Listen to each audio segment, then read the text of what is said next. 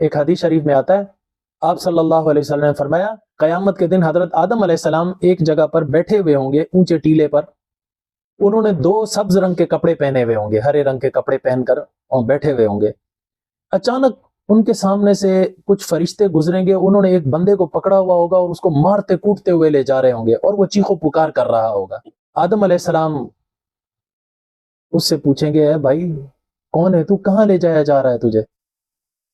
وہ کہے گا کہ میں امت محمدیہ کا فرد ہوں، میں گناہ گار تھا، میں اپنے گناہوں کی وجہ سے آج جہنم کی طرف ڈالا جا رہا ہوں، دھکیلا جا رہا ہوں۔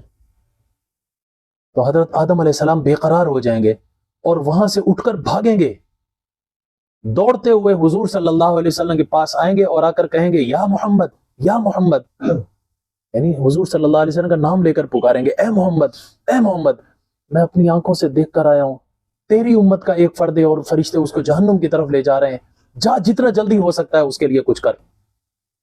تو حضور صلی اللہ علیہ وسلم وہاں سے بےتاب ہو کر دوڑتے ہوئے ادھر جائیں گے، وہاں جا کر فرشتوں کو کہیں گے روکو روکو اس کو، روکو، یہ میری امت کا فرد ہے، روکو اس کو۔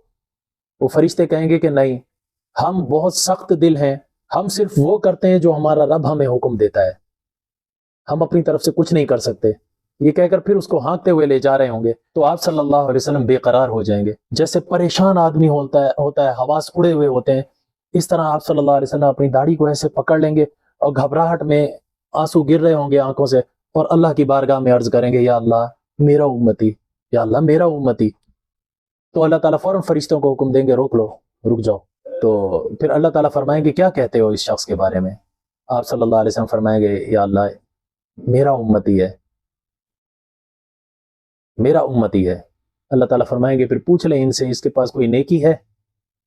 تو آپ صلی اللہ علیہ وسلم اس سے پوچھیں گے تیرے پاس کوئی نیکی ہے؟ وہ کہے گا نہیں، وہ کہے گا نہیں میرے پاس کوئی نیکی نہیں۔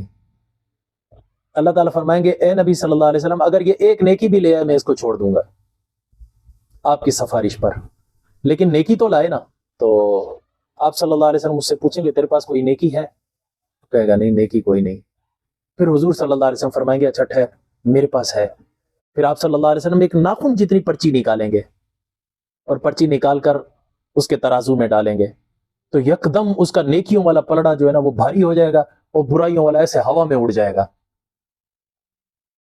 تو جیسے یہ پلڑا اوپر ہوگا تو آپ صلی اللہ علیہ وسلم بے اختیار پکار اٹھیں گے سعدہ سعدہ سعدہ، ایک روایت میں آتا ہے سعد الرجل سعد الرجل سعد الرجل، یہ نیک بخت والا آدمی بن گیا، یہ نیک بخت والا آدمی بن گیا، یہ نیک بخت والا آدمی بن گیا۔ تو اللہ تعالیٰ فوراً فرشتوں کو کہیں گے اس کو جہنم سے ہٹاؤ، جنت کی طرف لے جاؤ۔ پھر جب فرشتے اس کو جنت چھوڑنے کے لیے جا رہے ہوں گے نا، پھر یہ فرشتوں سے پوچھے گا یار یہ آدمی کون ہے جس نے آج میری عزت بچائی ہے، آج جس نے مجھے ذلت سے بچایا ہے، یہ آدمی کون ہے؟ پھر فرشتے کہیں گے تو خود پوچھ اس سے۔ پھر وہ خود پوچھے گا کیا خوبصورت چہرے والے تو کون ہے، آج تو میں ذلیل ہو جاتا اور تو نے مجھے عزت دلائی ہے، تو کون ہے؟ پھر حضور صلی اللہ علیہ وسلم فرمائیں گے میں ہی تو تیرا نبی ہوں جس کا تو کلمہ پڑھتا تھا۔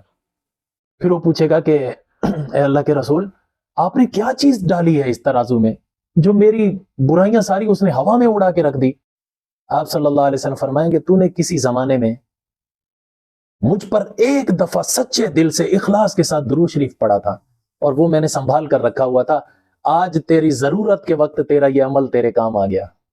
درود شریف کی بہت بڑی فضیلت ہے، بہت بڑی فضیلت ہے، لیکن پڑھا اسی طریقے سے جائے جو طریقہ ہمیں اللہ کے رسول نے دیا ہے۔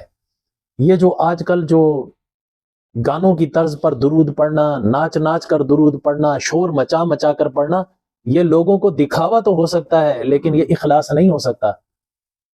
اخلاص کے ساتھ درود پڑھا ہوا ایک دفعہ بھی پڑھا ہوا ہماری نجات کے لیے کافی ہے۔ اس وجہ سے درود شریف کا خاص اہتمام کرنا چاہیے، خاص اہتمام۔ ایک ایسا درود بتاؤں بندہ ایک دفعہ کہتا ہے نا، حدیث شریف میں آتا ہے کہ 70,000 فرشتے اترتے ہیں اس کا ثواب لکھنے کے لیے، وہ اس کا ثواب نہیں لکھ پاتے، وہ قلم رکھ دیتے ہیں، ہتھیار ڈال دیتے ہیں۔ وہ درود کون سا ہے پتہ ہے؟ جزا اللہ عنا محمدا صلی اللہ علیہ وسلم ما ہوا اہلہ، بس اتنا سا ہے، چھوٹا سا درود ہے، جزا اللہ عنا محمدا صلی اللہ علیہ وسلم ما ہوا اہلہ۔ یہ درود ہے. اتنا بڑا ثواب ہے, اتنا بڑا. اس میں میں ایک بات کہا کرتا ہوں, تم ان درودوں کی طرف آؤ جو احادیث سے ثابت ہیں, ان کے پڑھنے کی فضیلت زیادہ ہے. جو بزرگان دین سے ثابت ہیں وہ بھی درود ہیں, میں ان کا انکار نہیں کرتا. درود تو چاہے آپ اپنی پنجابی میں, سندھی میں, اردو میں, جس زبان میں بھی پڑھو گے, حضور صلی اللہ علیہ وسلم پر درود و سلام بھیجو گے پہنچے گا.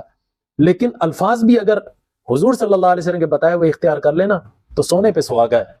پھر اس درود کی فضیلت ہی کچھ اور ہو جاتی ہے, سمجھے نا. اور پڑھے بندہ اخلاص کے ساتھ, اخلاص کے ساتھ, دل میں توجہ کے ساتھ.